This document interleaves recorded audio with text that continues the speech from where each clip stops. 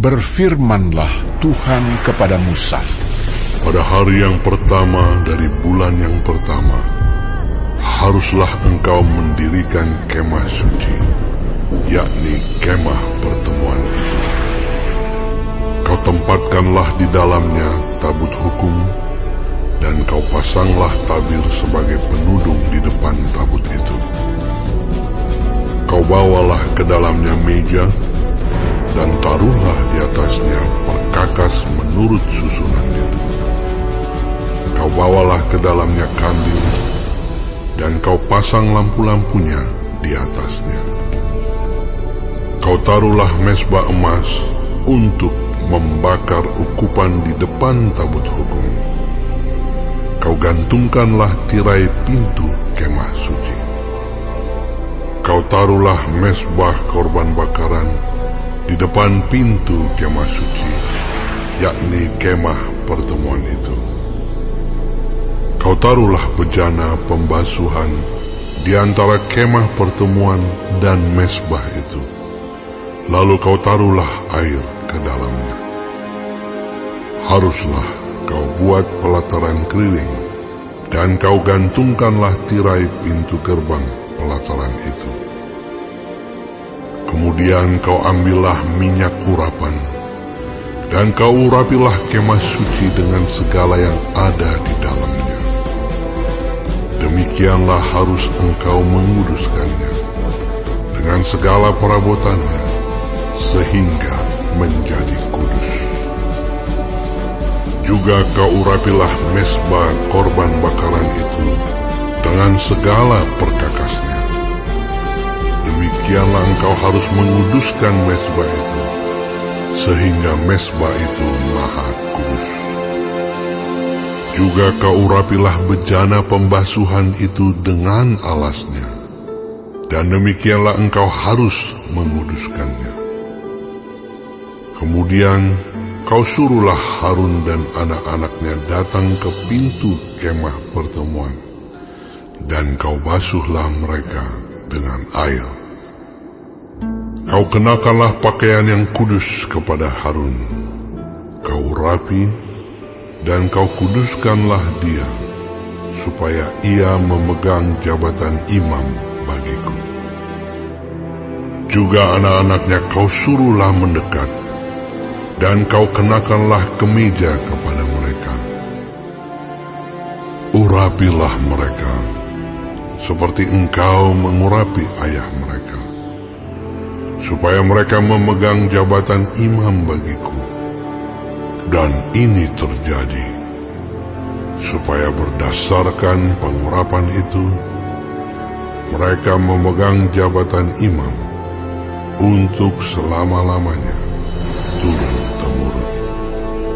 Dan Musa melakukan semuanya itu tepat seperti yang diperintahkan Tuhan kepadanya, demikianlah dilakukannya. Dan terjadilah dalam bulan yang pertama, tahun yang kedua, pada tanggal 1 bulan itu, maka didirikanlah kemah suci.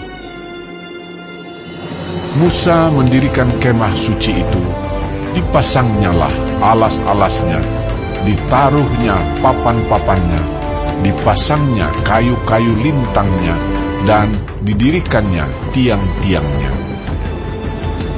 Dikembangkannyalah atap kemah yang menudungi kemah suci, dan diletakkannya tudung kemah di atasnya, seperti yang diperintahkan Tuhan kepada Musa.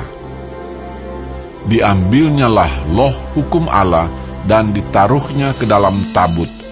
Dikenakannyalah kayu pengusung pada tabut itu, dan diletakkannya tutup pendamaian di atas tabut itu.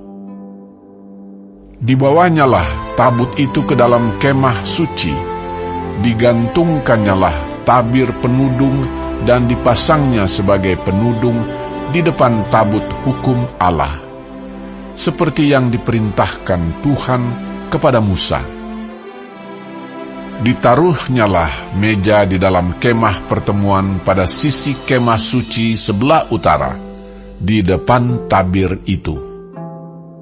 Diletakkannya di atasnya roti sajian menurut susunannya di hadapan Tuhan seperti yang diperintahkan Tuhan kepada Musa. Ditempatkannya kandil di dalam kemah pertemuan berhadapan dengan meja itu pada sisi kemah suci sebelah selatan. Dipasangnyalah lampu-lampu di atasnya di hadapan Tuhan, seperti yang diperintahkan Tuhan kepada Musa. Ditempatkannya mezbah emas di dalam kemah pertemuan di depan tabir itu. Dibakarnyalah di atasnya ukupan dari wangi-wangian seperti yang diperintahkan Tuhan kepada Musa. Digantungkannyalah tirai pintu kemah suci.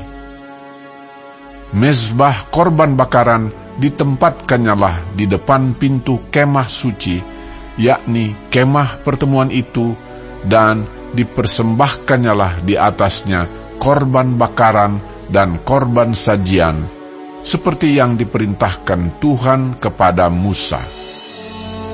Ditempatkannyalah bejana pembasuhan di antara kemah pertemuan dan mezbah itu, lalu ditaruhnyalah air ke dalamnya untuk pembasuhan.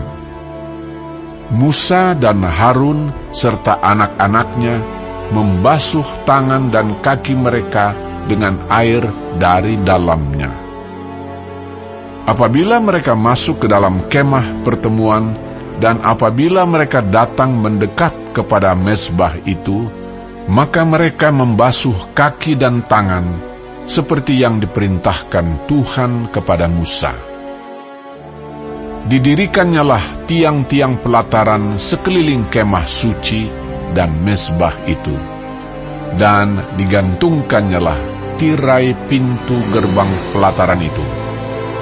Demikianlah diselesaikan Musa pekerjaan itu.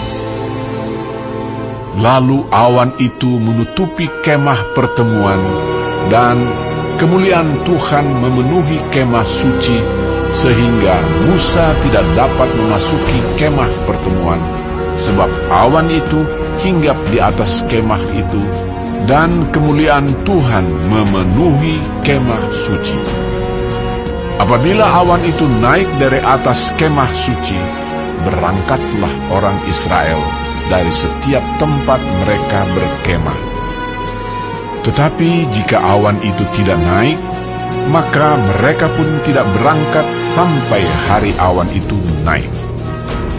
Sebab awan Tuhan itu ada di atas kemah suci pada siang hari, dan pada malam hari ada api di dalamnya, di depan mata seluruh umat Israel pada setiap tempat mereka berkemah.